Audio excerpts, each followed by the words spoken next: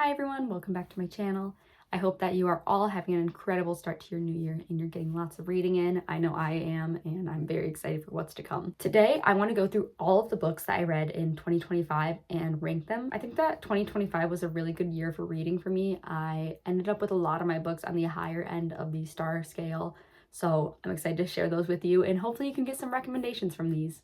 I also want to say that ranking books is difficult, and sometimes I just rank them lower because I read them at a time in my life where maybe I wasn't fully appreciative of them or I just wasn't in the mood for them. I'm very much a mood reader, so where I'm at in life matters a lot according to whether I'm going to enjoy the book or not. Also, I am using the star rating system, which I know there are a lot of drawbacks to the star rating system, but I think it's just easier to generalize and group them. So I also want to explain why I'm giving these stars to them. So for me, 1 star means that the book was awful. Maybe I didn't even finish it, or maybe I really wish that I never finished it, but I would never recommend these books to anyone, and I did not enjoy them at all. 2 stars is I didn't like it, but maybe I can understand where someone else would, but for me, it just wasn't good and I didn't enjoy my reading of it. 3 stars is middle of the road for me, so these were very perfectly average. Again, I could see where other people might like them, but they didn't impact me that much.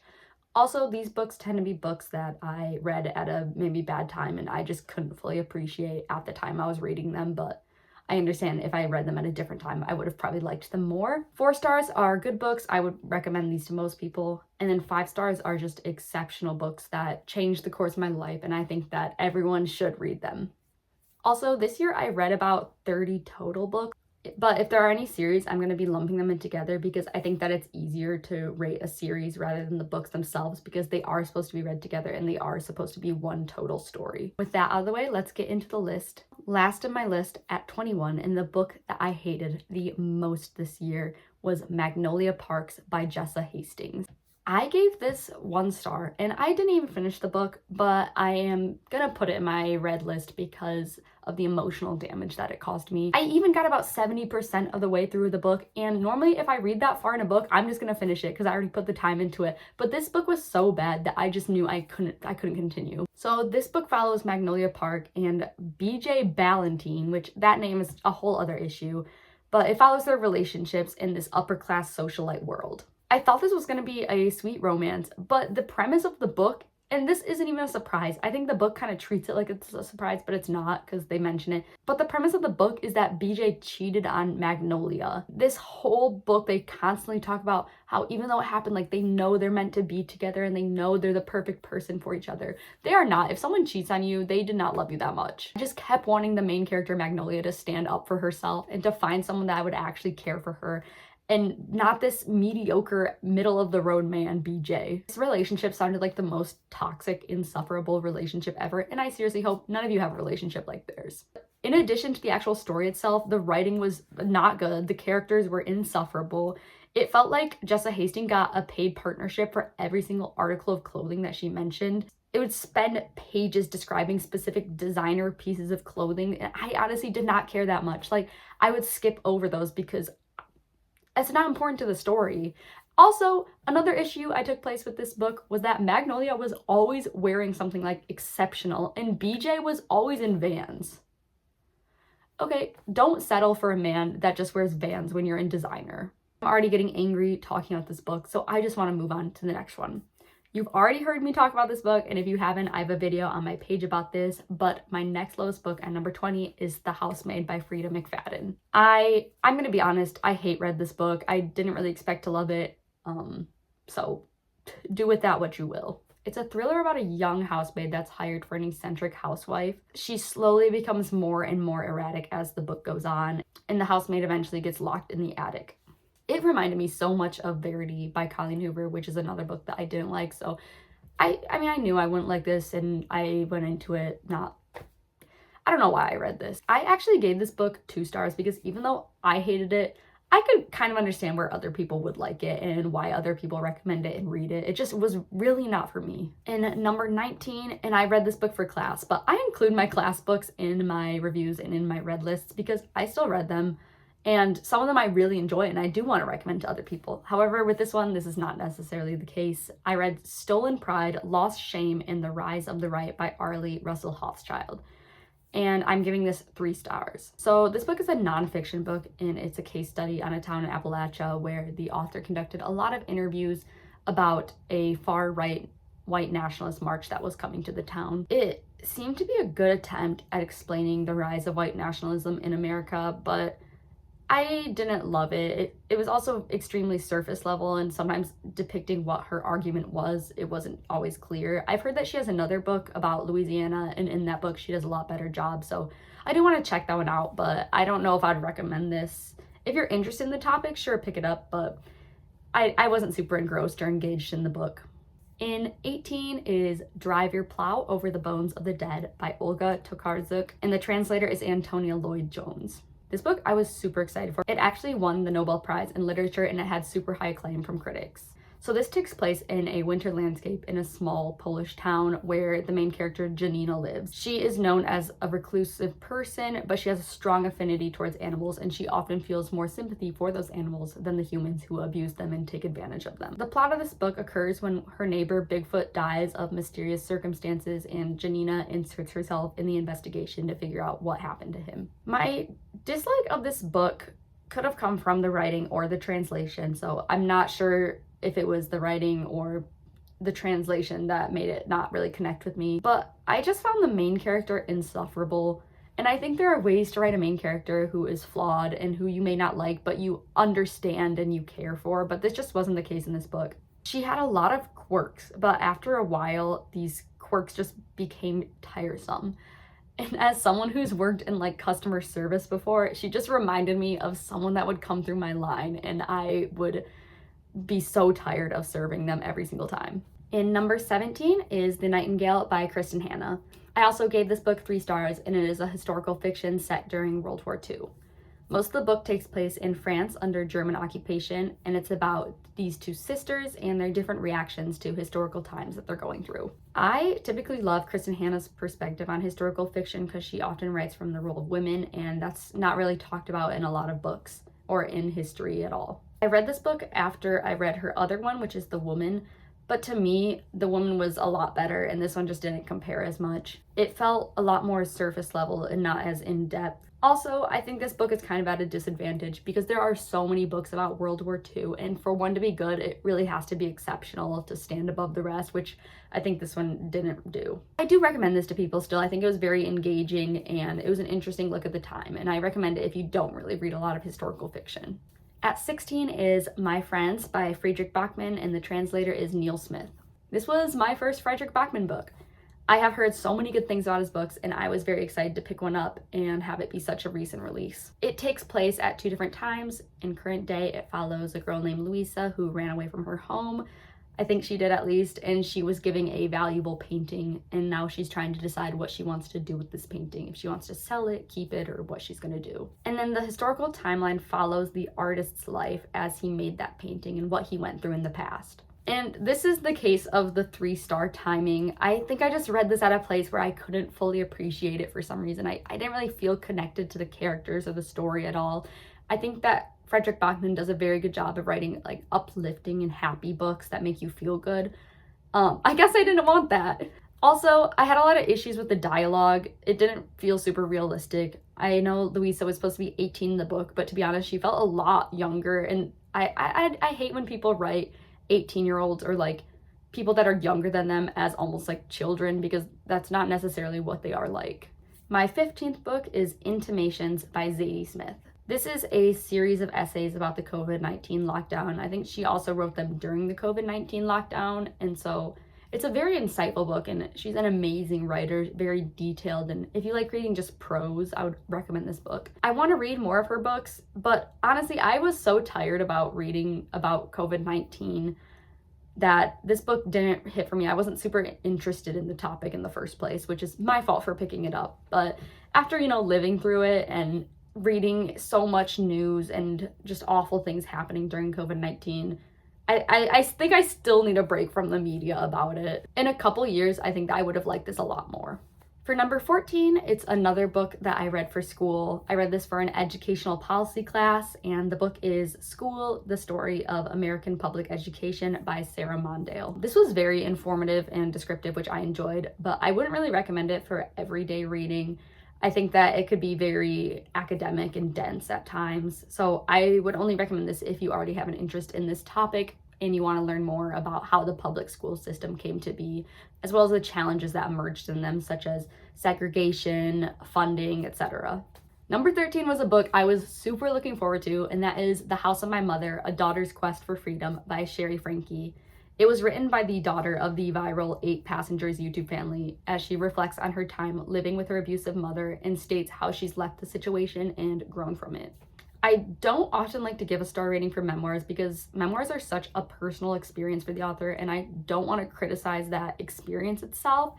So when I do give a star rating, it's mostly about the writing and how they tell that story. I thought this book was extremely moving and riveting, but the writing wasn't super exceptional. I felt like she did a good job of presenting ideas that she was conflicted about, but she didn't really go into detail or as far into those ideas as I might have liked. For example, there are moments where she criticized people who watched true crime and watched her family's stories, but she also acknowledged that she actively engaged in that, and that watching true crime and like listening to true crime movies and podcasts was one of her favorite pastimes. So I feel like just a couple years of maybe reflection might have helped the writing and helped the processing of it a little bit more. Another book I was super excited for in my number 12 spot is Sunrise on the Reaping by Suzanne Collins. This I also gave 3 stars. I might bump that up to 3.5 stars, to be honest. This is the second prequel to The Hunger Games, so it came after The Ballad of Songbirds and Snakes, but before the first Hunger Games book. And this one followed Haymitch's story. I appreciate all of Collins' prequels and her giving us more background and more insight to the world, and I think she does a good job of explaining it in a way that makes sense when she probably didn't intend to write these prequels, but just based on the success of The Hunger Games and the movies and the franchise and everything,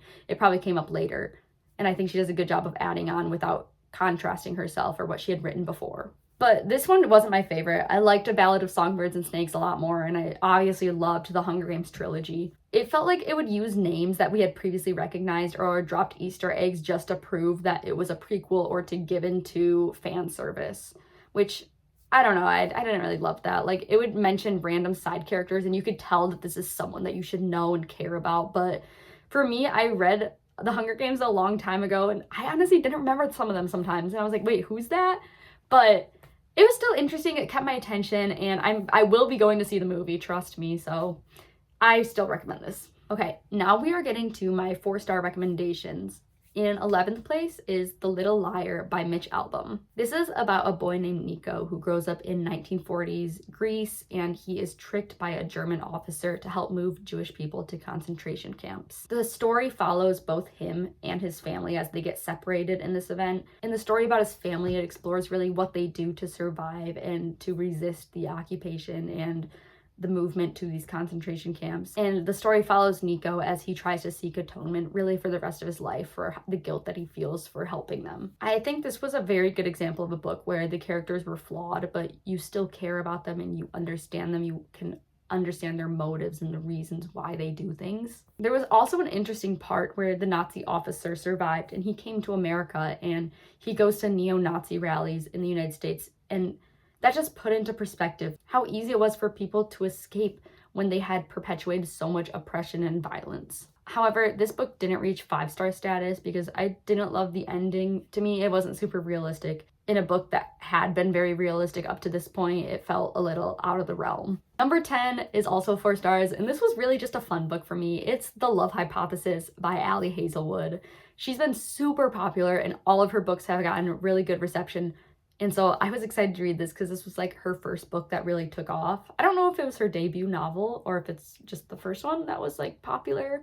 Either way, this was an enemies to lovers love story about a PhD student and a professor in her department. This book was not serious at all, but I thought it was extremely fun and I had a good time reading it. The writing wasn't the best, but I feel like the author understands that she's not going to be writing prose about this novel, and she kind of took everything lightheartedly and wrote in a way that was fun and engaging for people to read, which I appreciated. It didn't take itself too seriously, so I just really had a lot of fun with this novel. 9 is Upstream by Mary Oliver. If you don't know Mary Oliver, I heavily implore you to look up some of her prose works or even some of her poems that she writes. She has a lot of novels of essays, but sometimes those can be a little bit long to read. And if you want to try some of her work, she has a lot of poems that are very good. I think she has one called Wild Geese. That's like her most popular. That one's very good. Upstream is a collection of essays that are revolving around nature. Again, this is just more an exploration of writing and appreciation and adoration of nature. And I think that's a very important topic, as that's something that everyone experiences. And it's very important that we stay in touch with our surroundings and the natural environment and have that appreciation for it. I just have nothing but admiration for her and her writing. In 8, this is a book that has been all over TikTok, so I'm sure that you've heard of it, and it is the Boys of Tommen series by Chloe Walsh. I think there's 6 books in the series, but I'm going to just review it as a series. I also gave this 4 stars because I didn't expect to like this series as much as I did, but I ended up loving it. It's a high school romance set in Ireland in the 2000s. I think it's in the 2000s at least. It's a sports romance, but it's with rugby. One thing I liked about this book is that it's not just a romance book, but it also deals with other heavy topics, and I thought that it handled itself very well with those topics. And the books revolve around a group of friends, with each like friend pairing kind of getting their own set of books, which I enjoy books like that. I thought it was extremely engaging and interesting, but I did take a star off because I didn't think some storylines and plot lines were handled with as much delicacy and care as others. And in books where you are dealing with these heavy topics, I think that's very imperative to have. Particularly the story about Claire and Gibbsy. They were in high school, but I think that Chloe Walsh wrote them in a way that, again, made them seem a lot younger than they actually are, and didn't necessarily deal with their topics as carefully as she should have. Also, another thing, I did like it, but the entire time I was reading it, I could tell that this is a book that I would have liked a lot better if I found in high school. Like, being in college reading about high school relationships, I was like, what am I doing here? It was still enjoyable, but I kind of wish I would have found it in high school because I would have loved it back then. For number 7, it is The Lion Women of Tehran by Marjan Kamali. This takes place in 1950s Tehran, Iran. After the death of her father, a little girl named Ellie is forced to move to a lower class part of the city with her mother, and here she meets a friend, Homa. Later on, though, she and her mother move back to their upper class life and leave that area where she had been living and developed this friendship. I'm gonna be honest, I don't remember what happened in this book a lot, but I do remember that it made me feel a lot, and I really enjoyed my time reading it, and that I felt a direct connection to each of the characters, and it centered on friendship, which is something that I love to read about. It had some aspects of romance, not between the friends, between other people, but I just love reading about friendship and how those develop and how those change when the course of your life changes as well. Now we are getting to my 5-star reads, and these are books that I think everyone should read and that everyone would enjoy. In number 6, I have the book Empire of Pain: The Secret History of the Sackler Dynasty by Patrick Redden Keefe. This book is about the history of the opioid epidemic and the family that was behind it all. I think that the author was an investigative journalist before writing this book, and it's clear that he is a very meticulous writer, and he took a lot of time to investigate every single aspect of this case. Before reading this book, I never realized how intentional the opioid epidemic was, and how the suffering and anguish of so many people led to the uplifting and finances of incredibly wealthy people even to today. If you want a more broad overview, this book may not be for you, but I think that everyone should read this book. It is super detailed and very informative. I'm so sorry, my cat is meowing in the background. In the number 5 spot, I have Daughters of Shandong by Eve J. Chung. This is about a family during the Chinese Civil War, and Hai is the daughter of a wealthy landowning family, but when her father and grandmother abandon her, her sister, and her mother to go escape to a safer place, Ai ends up taking the punishment that is meant for her landowner father. Eventually, she and her mother escape their village, and they try to reunite with their father and their grandmother in Qingdao. Historical fiction is one of my favorite genres, especially when you can tell that the author put a lot of work into the research and it reflects that. I think that is very, very kind to do to people who have actually lived through events like these. This was a rich and harrowing story that covers topics from mother-daughter relationships and what it means to be born as a woman in a society that clearly values men. Another aspect I love were the different depictions of reactions to traumatic incidents such as war or displacement. For Hai and her sister, they both had different reactions on how to react to this new world and these traumatic incidences in order to survive. Number 4 is Mornings in Jenin by Susan Abulhawa. I know I butchered that name, I'm so sorry, but I will put it here as well. This was a multi-generational story of a family growing up in Palestine under Israeli occupation. I normally don't like generational stories because I think it's difficult to connect to the characters when there isn't enough time to fully flesh out their backgrounds and their identities, but this is definitely not the case here. Every character, I cared about them and I understood them and I understood their motives and why their motives were the way they are. The violence that is occurring in Palestine today is something that's been happening for decades, and it is not a new phenomenon. The apathy that people in the West have to it is honestly astonishing to me. I highly recommend this book if you aren't super knowledgeable about it yet and you want to learn more. It does a very good job of explaining things that people in the West may not fully know of yet. But I also recommend this if you are already knowledgeable because it is just such an amazing story about resistance and survival under occupation. Now, on to my top 3 books of the year. For number 3, it is Young Mungo by Douglas Stewart. This takes place during the 1990s Glasgow during a time of religious fighting. Mungo, who is a Protestant, meets James, who is a Catholic, and they quickly develop a friendship that evolves into something more and something of attraction. Life is extremely difficult for Mungo as his mother deals with an addiction to alcohol and his eldest brother is the leader of a Protestant gang in the area. Mungo tries to hide who he is from his family, which is incredibly difficult and straining on him. His family is always pressuring him to be more masculine like his older brother, and in this state, masculinity and violence are often intertwined, and so they pressure him to join his brother's gang and to participate in the violence against it. It also alternates between timelines, but it handles it very well, so I was never confused. It is a beautiful portrayal of masculinity, discovering one's identity, and the horrors and pressures on young boys at the time to conform to this violence and the sectarianism that came out of Glasgow in the era.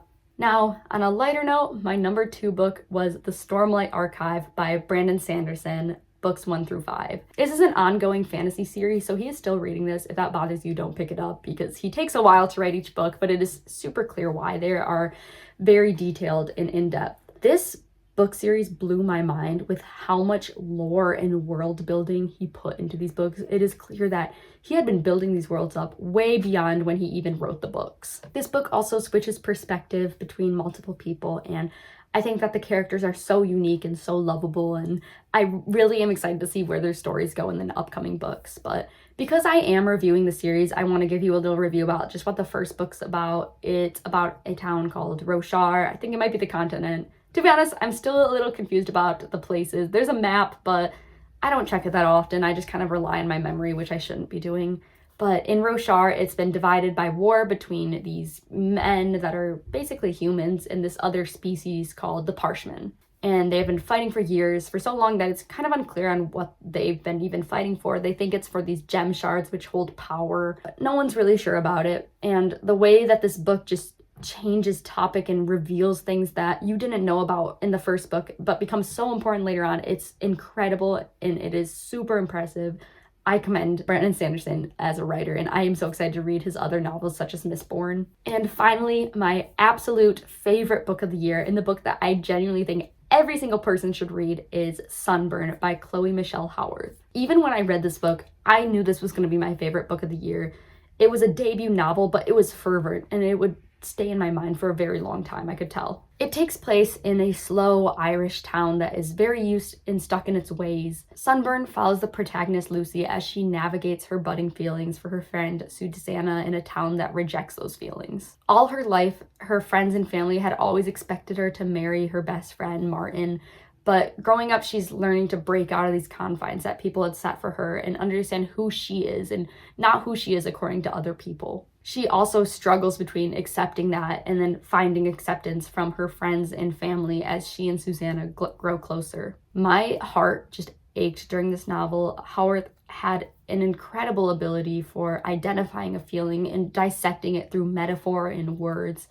Even though this is not an experience that I've been through, sometimes it felt like she had opened my mind and taken out things that I notice and that I feel in a way and put those into words in a book that I got to read. The characters were not always lovable, but I still found myself rooting for them and hoping that everything would turn out okay for them in the end. This book was such an incredible exploration of sexuality, growing up, and familial relations. I just, again, praise it, and I think you should definitely read it. So that is all that I have for the books in 2025. I'm so excited for 2026, and I'm going to try to read more books than I did this year.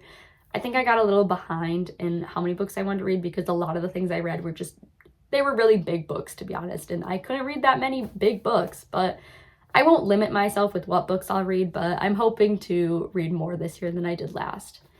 Anyways, if you had any books that you read in 2025 that you want to recommend, I would love to see them. Please comment them. And I hope you guys have a good rest of your month. I will upload again soon, and I will see you later. Bye-bye.